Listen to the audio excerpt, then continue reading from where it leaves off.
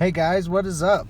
I am here with my 2005 Subaru Legacy, and I just had a quick thought, and I know that the winter months are pretty much coming to an end, but I wanted to shoot a quick video to just inform those that may not know. If you're driving and you come up to a stop sign or a stoplight and you're waiting and your heat isn't working, your heat's not coming out, you're at 85 and you're cold, the cold air is starting to come through, what that possibly could be, instead of going and taking it to a mechanic and saying, hey, my heat doesn't work, and they charge you a bunch of money, one thing that you could check is you can check that to see what your antifreeze level is. If your antifreeze is low and you don't have enough antifreeze in your car, and even though, you know, say your antifreeze gauge isn't like down or showing that you're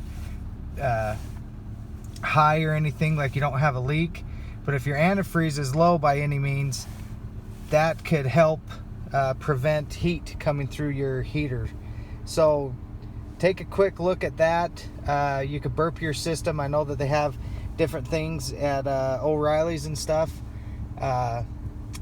Even on Amazon, I've seen some on Amazon where you can fill it up and you can run it until it stops bubbling, and then you know you're full and you can cap it off.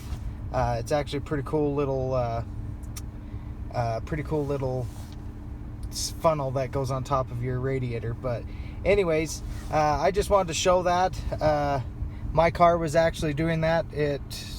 Cold air was coming out, and I checked my levels, and I did have a air bubble in my system. So I know that winter's coming to an end, but I just wanted to do a quick video and let you guys know. So if you have that problem and you have an issue with your heater, instead of taking it to a shop, give that a check and see if that fixes it. Hope this video helps, and if it did, you know, please subscribe as usual to my channel, and hope to be bringing more stuff to you guys. And yeah, thanks for watching, and see you soon.